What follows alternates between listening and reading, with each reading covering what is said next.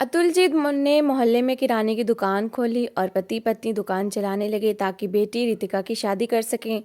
लेकिन बेटों का जब दिल करता सामान उठा कर ले जाते, जब अतुल जी पैसे मांगते कि दुकान में सामान लाना है, तो वो लड़ने लगते कि बाप की कमाई पर हमारा भी अधिकार है। और ऐसे अतुल जी की दुकान खत्म हो गई और वो रोड पर आ गए। रितिका बिरयानी बनाकर अतुल जी को देने लगी और वो लोगों के घरों में डिलीवरी करने लगे।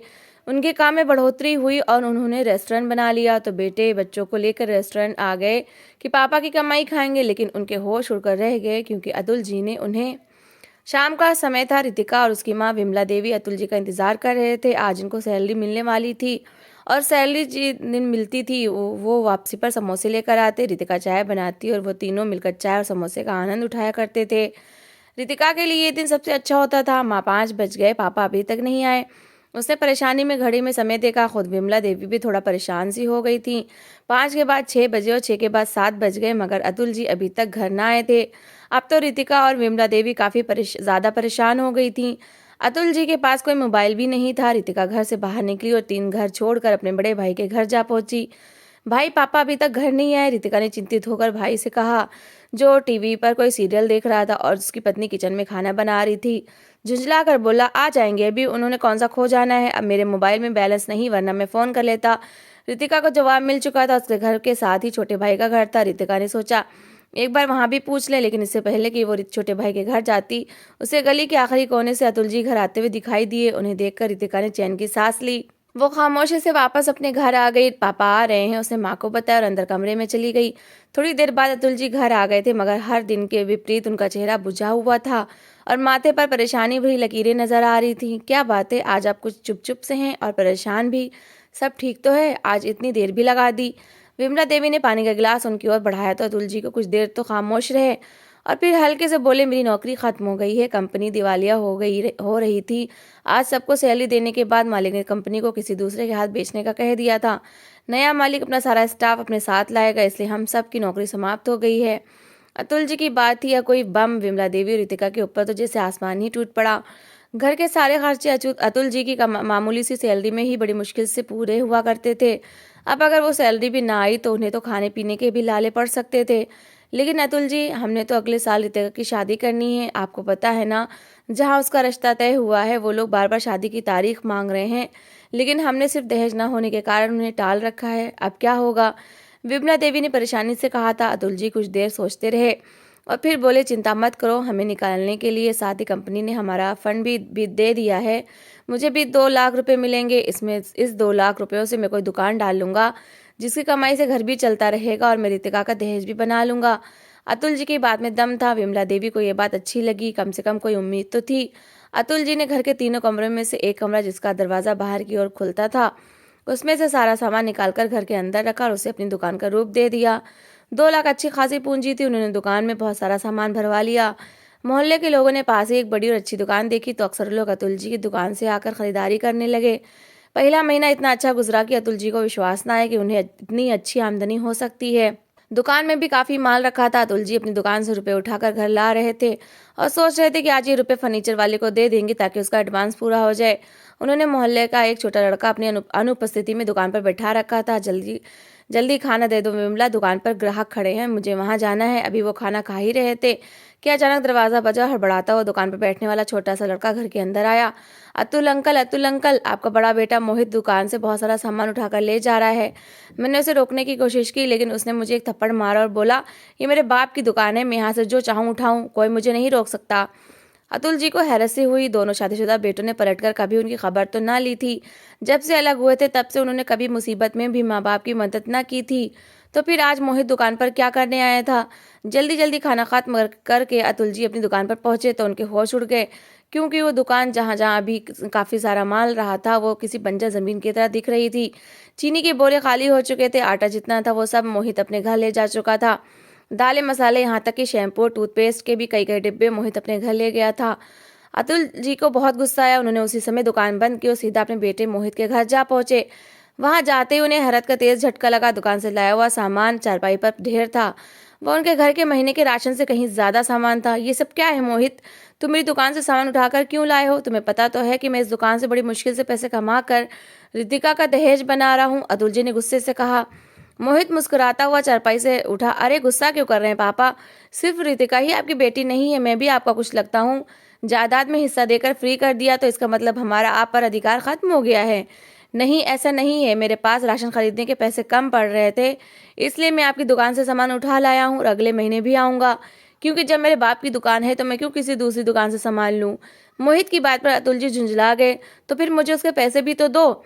अतुल जी की बात पर अचानक मोहित गुस्सा हो गया। थोड़ी सी चीजें उठाकर ले आया हूँ, आप तो मेरे मुंह से रोटी खींचने लग गए हैं। कैसे बाप हैं आप, लालची और स्वार्थी। मेरे मासूम बच्चे अगर कुछ खा लेंगे तो आपका क्या जाएगा? नहीं दूंगा मैं ये सामान वापस, और ना ही मैं आपको कोई पैसे दूंगा। चले जाएं आप मेरे घर से। मोहित की बदतमीजी पर अतुल जी बेबसी से अपने घर वापस आ गए। मगर ये तो सिर्फ शुरुआत थी। अतुल जी को दुकान से जो रुपए मिले थे वो फर्नीचर वाले को देने के बजाय उसने दोबारा दुकान में माल डलवा लिया। मगर उनके बेटों ने तो नियम ही बना लिया था, जैसे ही वो खाना खाने के लिए घर आते, मोहित या छोटे वरुण में से कोई दुकान पर जाता और उन्हें जिस चीज की जरूरत होती वो उठाकर ले जाते। दोनों पूरे पूरे महीने का राशन अतुल जी की दुकान से उठाने लगे। वो छोटा लड़का अगर उन्हें मना करने की कोशिश करता तो उसे थप्पड़ों थप्पड़ों से लाल कर देते। अतुल जी बहुत परेशान हो चुके थे। वो उन्हें मना करते, लेकिन उनके बेटे सिर चढ़कर बदतमीजी करने लगते। दुकान की हालत खराब होती जा रही थी। वो उजाड़ लगने लगी। लोग दुकान पर आते, मगर अतुल जी के पास उन्हें देने के लिए सामान ना होता तो वो तंग होकर वापस चले जाते। दुकान की कमाई खत्म होने लगी। सामान ना होने के कारण अतुल जी बहुत परेशान थे। दूसरा महीना शुरू हुआ तो अतुल जी के पास इतने भी पैसे न थे कि आटा और चीनी की ही दुकान में डलवा सके। तंग आकर वो अपने बेटों के पास चले गए। मुझे कुछ रुपए दे दो, मुझे दुकान में सामान डलवाना है, वरना मेरी दुकान ठप हो जाएगी, और मैं ऐसा नहीं चाहता। उन्होंने पहले छोटे वरुण से कहा था। उसने इसी महीने अपनी मोटरसाइकिल छोड़कर एक कार खरीदी थी। वो दुखी चेहरा बनाने लगा। अब आपको पता तो है मैं मामूली से सरकारी नौकरी करता हूँ। अब मेरे पास इतने पैसे कहाँ से आएंगे कि मैं आपको दुकान में डलवाने के लिए लाखों रुपए दे सकूं? माँ बाप सारी उम्र बच्चों को देते हैं, लेकिन आपका अलग हिसाब है। आप तो हर थोड़े दिन के बाद दरवाजा पीट कर मांगने चले जाते हैं। मेरे पास कोई पैसे नहीं है। वो बदतमीजी से कहकर घर से बाहर निकलता चला गया। अतुल जी का जी चाहा कि वो फूट फूट कर रो दें। ऐसा नकारा और न घटिया बेटे थे जिन्हें इतना भी एहसास ना था कि उनके घर में जवान कुंवारी बहन है जिसकी शादी समय पर करना जरूरी है। अतुल जी दोनों बेटों से मायूस होकर अपना सा मुंह लेकर घर वापस आ गए। दुकान खाली थी। कुछ दिन बाद वो पूरी तरह से बंद हो गई। अतुल जी के पास घर के राशन के लिए भी रुपए ना बचे थे। अतुल जी परेशान होते जा रहे थे, लेकिन अभी उनकी परीक्षा बाकी थी। उस दिन शाम के समय रितिका के होने वाले ससुराली आ पहुंचे। अरे विमला, कब तक इंतजार करवाओगी? मेरी बूढ़ी हड्डियों में अब दम नहीं है कि मैं पूरे घर के काम कर सकूं। जल्दी से रितिका को विदा करके मुझे दे दो, ताकि मैं तो सुकून से बैठकर खाना खा सकूं। रितिका की होने वाली सास कहती हुई चारपाई पर बैठ गई थी। विमला देवी भी शर्मिंदा सी होने लगी। दहेज की जो लिस्ट आपने दी थी, अगर आप वो सारा सामान ना मांगे तो हम कल ही रितिका की शादी कर देंगे, लेकिन दहेज का सामान बनाने में काफी समय लगता है, इसलिए तो हमने समय मांगा है। विमला देवी ने कहा तो सास एकदम जैसे उछल पड़ी। हाय, तुमने अभी तक दहेज नहीं बनाया? कुछ महीने पहले जब मैं आई थी तो तुमने कहा था कि बस 2-3 महीने में ही हम फर्नीचर और सारे इलेक्ट्रॉनिक्स खरीद लेंगे। तुम तो अभी तक हाथ पर हाथ धरे बैठी हो।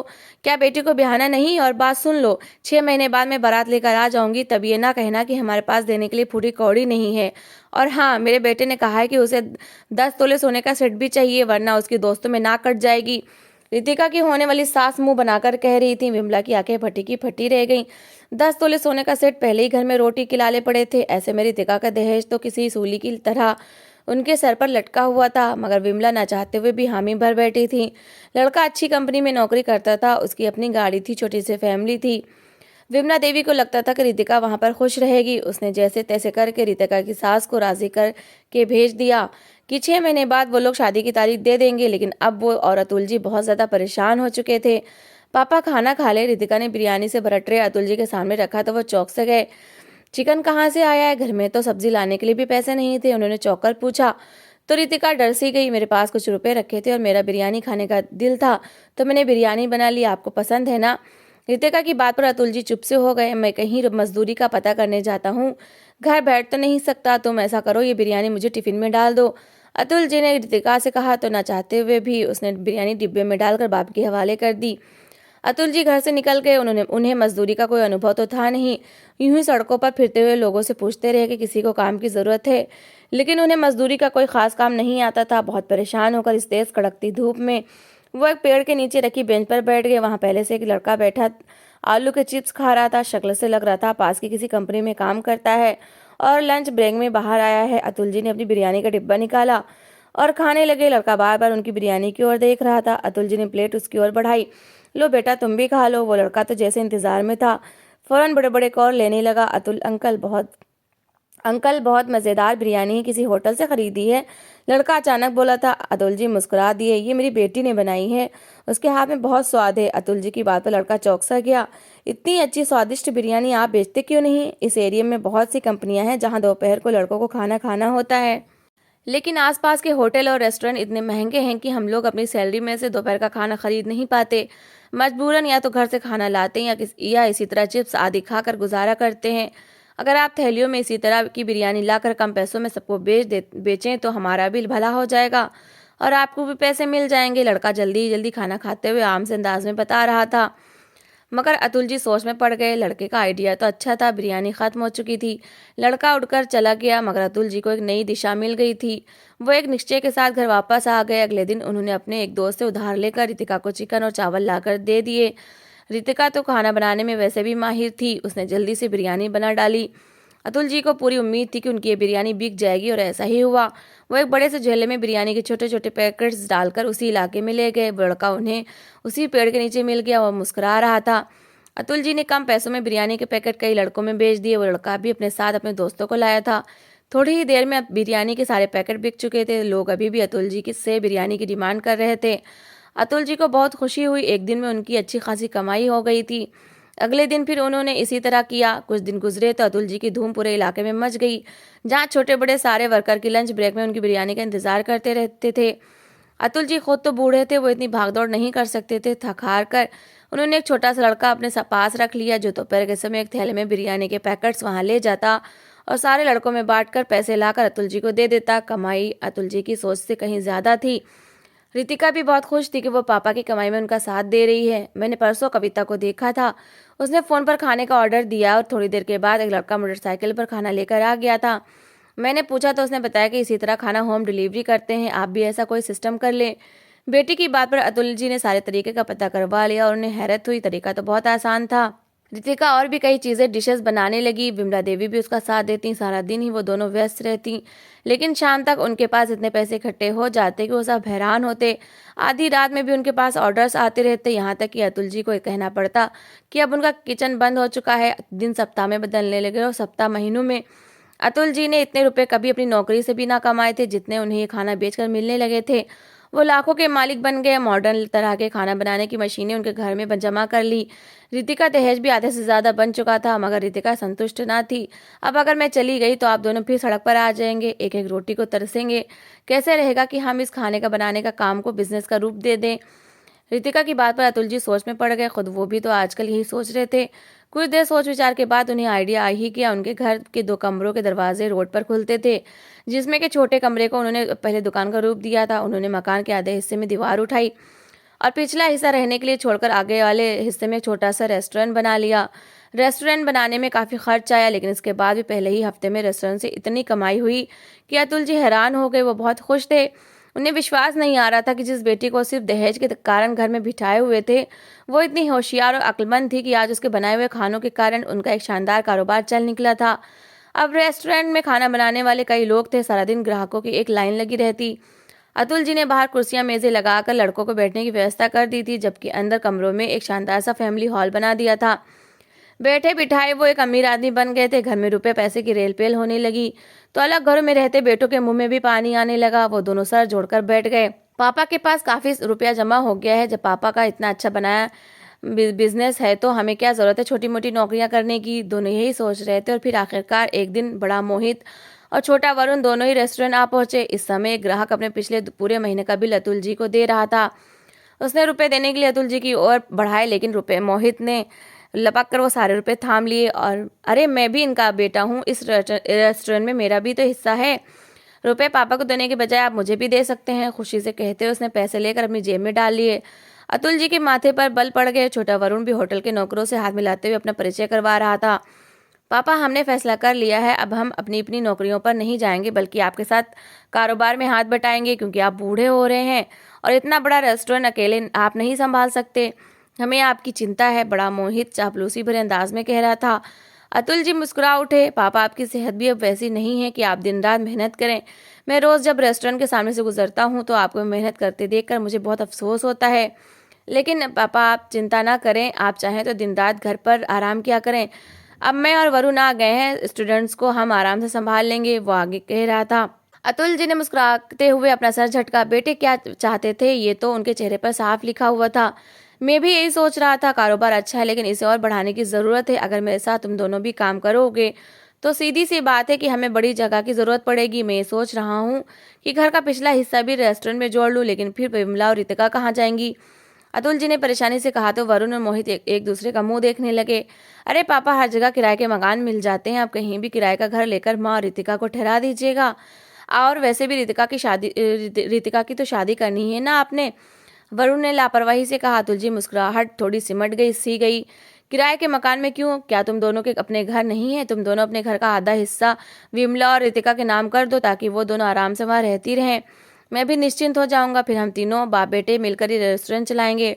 अतुल जी ने मजबूत स्वर में कहा। वरुण और मोहित तो जैसे घबरा से गए। पर पापा, मेरा घर तो बहुत ही छोटा है, पहले ही सिर्फ 4 कमरे हैं जिसमें मैं और मेरे बच्चे रहते हैं।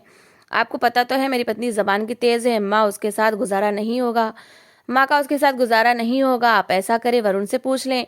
मोहित ने तो फौरन ही जवाब दे दिया। वरुण भी दाएं बाएं देखने लगा। वाह भाई, सारा मलबा मेरे सिर पर डाल दिया। क्या मेरी पत्नी का आपको नहीं पता? उसने तो पहले ही मुझे कह रखा है कि उसकी बहन की शादी होने वाली है, उसकी बहनों बहनों ही हमारे घर आकर रहेंगे। ऐसे में भला ना और रितिका की वहाँ कहाँ जगह बनती है? आप चिंता न करें, मैं कोई किराए का मकान ले लूंगा। वरुण ने पिता की को जैसे तसल्ली देने की कोशिश की थी, मगर अतुल जी अब और उन्हें समय देने के मूड में नहीं थे। वो उनकी असलियत पहचान चुके थे। वो बेटे जिन्होंने कभी मुश्किल समय में भी बाप के कंधे के साथ कंधा मिलाकर खड़े होने की जरूरत न समझी थी, आज जमे हुए काम पर अधिकार जमाने आ गए थे और अपनी एक बूढ़ी माँ और बहन को भी अपने घर में रखने को तैयार नहीं थे। अतुल जी ने कहा कि चलो ठीक है, फिर मेरा फैसला भी सुन लो। मोहित और वरुण के कान खड़े हुए। अतुल जी मुस्कुरा रहे थे। उन्होंने अपने रेस्टोरेंट में काम करने वाले सारे नौकरों और ग्राहकों का ध्यान अपनी ओर आकर्षित किया।